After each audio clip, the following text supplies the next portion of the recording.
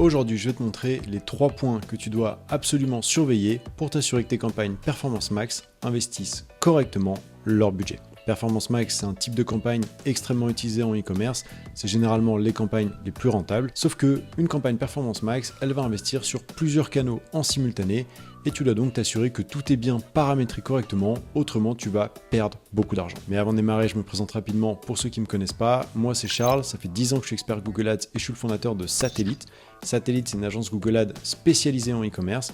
On accompagne des dizaines de sites et on investit chaque mois entre 500 000 et 1 million d'euros sur Google Ads pour nos clients. D'ailleurs, si tu investis au moins 5 000 euros dans tes campagnes, eh bien on t'offre un audit gratuit de ton compte qu'on s'engage à te rendre sous 48 heures. Mais maintenant, place aux 3 choses à surveiller.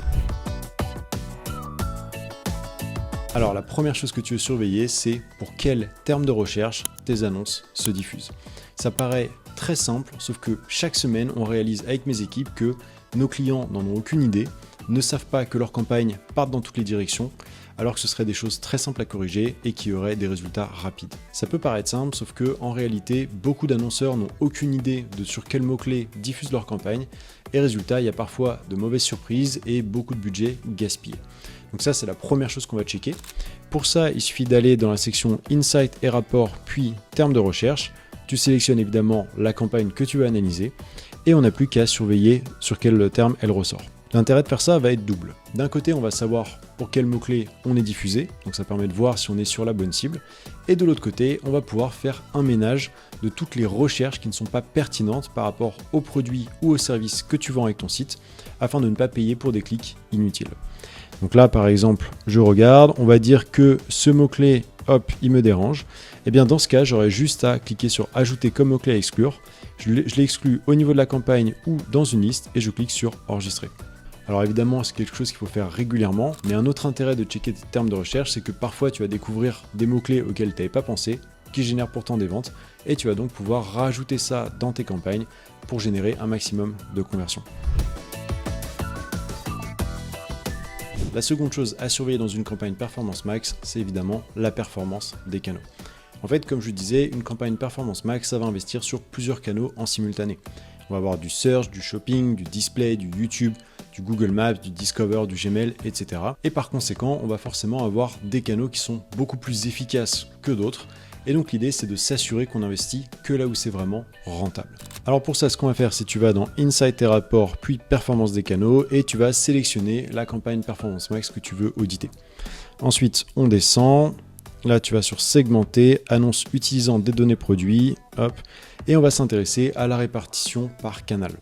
L'objectif, c'est de savoir où part ton budget de Performance Max et est-ce que ce budget, il est investi intelligemment.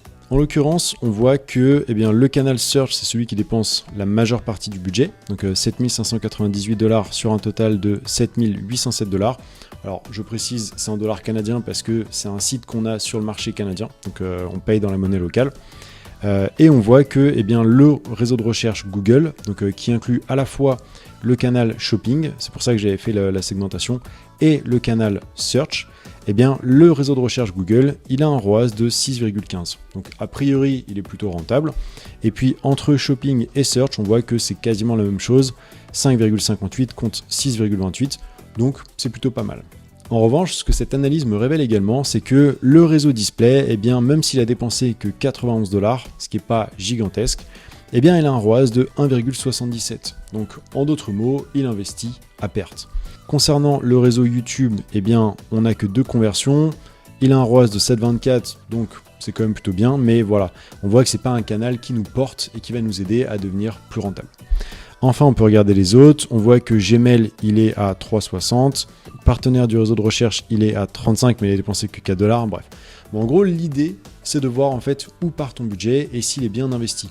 Et là, en l'occurrence, on voit que le search et le shopping, c'est plutôt pas mal. On a un ROAS de 6,15 en moyenne. Par contre, le réseau display, il n'est pas du tout rentable.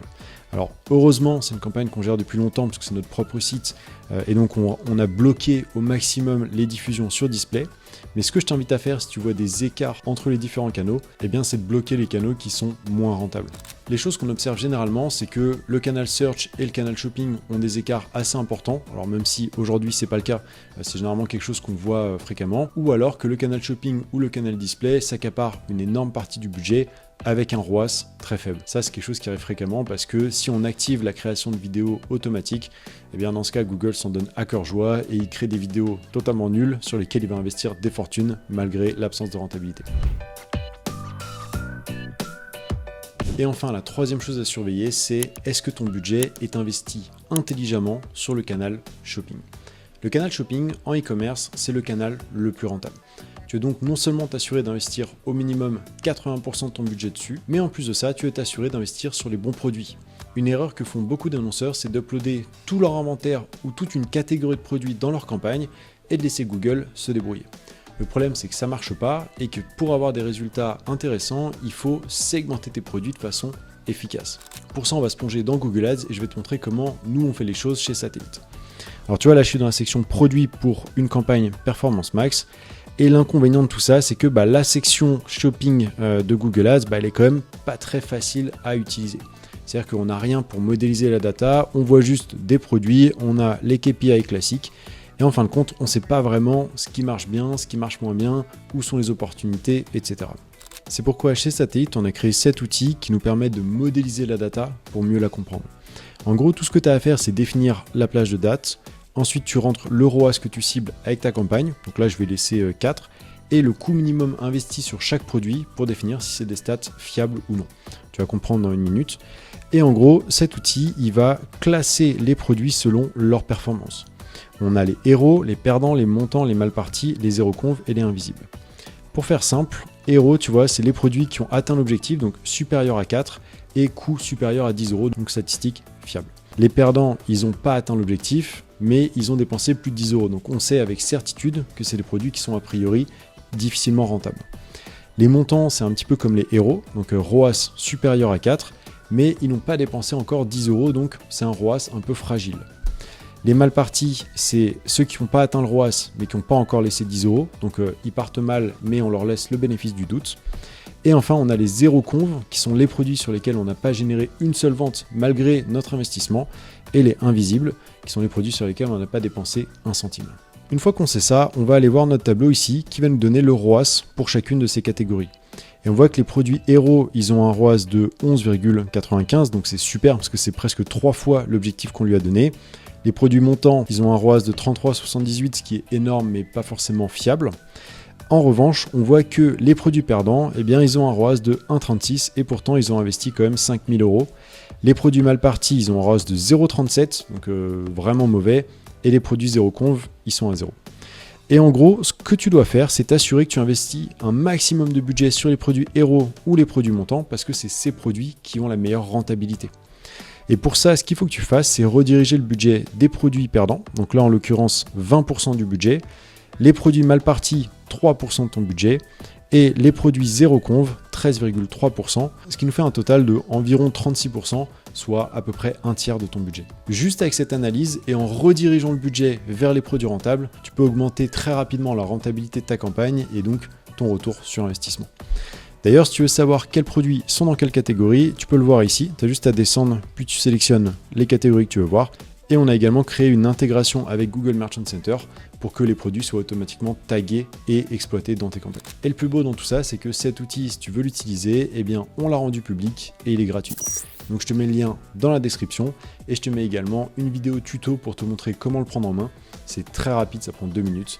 Comme ça, tu pourras l'utiliser pour ton compte. Enfin, ce qu'il faut retenir de ce troisième point, c'est que avec cet outil, tu vas être capable de voir si tu investis ton budget intelligemment sur shopping ou pas, et donc de corriger les erreurs que fait la campagne pour être toujours le plus profitable. Voilà, c'est tout pour aujourd'hui. Si tu as des questions, n'hésite pas à me les laisser en commentaire, je m'engage à répondre très rapidement. Si c'est des questions urgentes, contacte-moi directement sur LinkedIn. Et d'ailleurs, si tu veux suivre toute l'actualité de Google Ads, du e-commerce et même de ChatGPT Ads maintenant, je t'invite à me suivre sur LinkedIn ou sur X. Je publie chaque jour les dernières nouveautés, mais également des tutos, des astuces et des case studies. Enfin, si la vidéo t'a plu, je t'invite s'il te plaît à me laisser un like ou un commentaire, ça m'aide énormément. Et je sors une vidéo comme ça tous les mardis.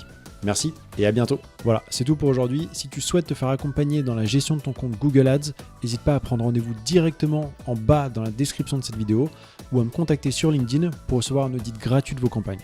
Merci d'avoir visionné cette vidéo et à très bientôt.